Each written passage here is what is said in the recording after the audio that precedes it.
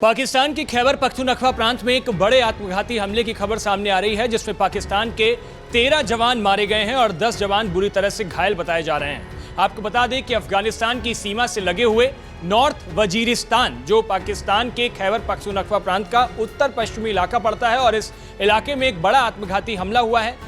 पाकिस्तान के जवानों के ट्रक से आकर के एक कार टकराती है और उसके बाद ये बड़ा बम धमाका वहां पर होता है। हालांकि किसी संगठन का नाम अभी सामने नहीं आया है, लेकिन दबी जुबान से टीटीपी का नाम सामने लिया जा रहा है, जो तहरीक-ए-तालिबान पाकिस्तान। आपको बता दें कि इससे कुछ दिनों पहले एक आत्मघाती हमला और हुआ था, जिसमें पाकिस्तान का वो जवान मारा गया था जिसने एक वक्त में बड़ी सुर्खियां बटोरी थी। उसका नाम था मोहित मजीद, और ये जब अभिनंदन का प्लेन पाकिस्तान में क्रैश हुआ था और उस वक्त ये दावा किया गया था कि इसी पाकिस्तानी जवान ने उनको पकड़ा था, और उसके बाद हालांकि पाकिस्तान को अपने घुटने टेकने पड़े थे और भारत के आगे झुकना पड़ा था, भारत की नीतियों के आगे झुकना पड़ा था और अभिनंदन को सकुशल वापस लौटाना पड़ा था। उस वक्त मोहित के कई इंटरव्यू वायरल हुए थे, अखबारों की सुर्खियां बनी थी, और उसने ये दावा किया था कि सबसे पहले अभिनंदन को घायल अवस्था में उसी ने पकड़ा था। हालांकि उसके कुछ ही दिनों बाद पाकिस्तान में एक और बड़ा हमला होता है, और ये भी उसी वजीरिस्तान में होता है जहां जो अफगानिस्तान की सीमा से लगा हुआ है,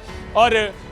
बड़ा सेंसिटिव एरिया ये बताया जाता है वहां के लिए, जिसमें 10 जवान पाकिस्तान के मारे गए, 13 जवान बुरी तरह से घायल बताए जा रहे हैं। हालांकि पाकिस्तान लगातार ये भारत प्रायोजित आतंकवाद की बात कह रहा है, लेकिन इसका सबूत नहीं दे पा रहा है, और अब खिसियाया बैठा पाकिस्तान, ऑपरेशन सिंदूर से मार खाया पाकिस्तान लगातार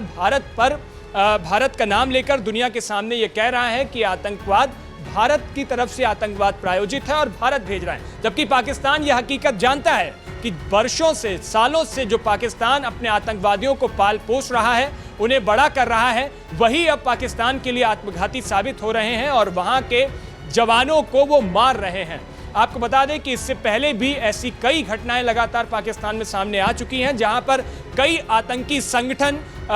भिड़ जाते हैं जवानों से और उसके बाद वहां पर उनको मौत के घाट उतार देते हैं। एक आपको इस पे अपडेट और दे दूं, क्योंकि ग्लोबल टेररिज्म जो 2025 का आंकड़ा है, जो इंडेक्स का आंकड़ा है, उसकी ताजा रिपोर्ट के मुताबिक पाकिस्तान में आतंकी हमलों से मौतों की संख्या 2024 में अब तेजी से बढ़ रही है, और 2024 का आंकड़ा चूंकि अब दिया गया है, तो उस आंकड़े से आप ये समझेंगे कि उससे पहले के सालों में पाकिस्तान में किस तरीके से न सिर्फ आतंकवादी घटनाएं बढ़ी है, बल्कि पाकिस्तान में पल पोस रहे आतंकवादी ही अब उसके लिए घातक साबित होते जा रहे हैं। 2023 में आतंकी हमलों की संख्या 748 थी, और इसमें 748 लोगों की मौत हुई थी, जबकि 2024 में यह संख्या 1081 पहुंच जाती है, यानी लगभग 300-400 ये संख्या बढ़ी, और ये 45% के आसपास की वृद्धि है, लगभग 50% के आसपास ये घटनाएं बढ़ी हैं। तो इससे आप समझ सकते हो कि पाकिस्तान में बीते कई सालों में आतंकी घटनाएं कितनी तेजी से बढ़ रही हैं, और उसी के साथ वहां का जो आतंकवादी संगठन है वो किस तरीके से आम लोगों के लिए, पाकिस्तानी नागरिकों के लिए, पाकिस्तान की सेना के लिए मुसीबत का सबब बनते जा रहे हैं। और लगातार अपने ही देश में जिस तरीके से पाकिस्तान उनको खिला पिला रहा था, अब वो उस पर ही भारी पड़ते नजर आ रहे हैं।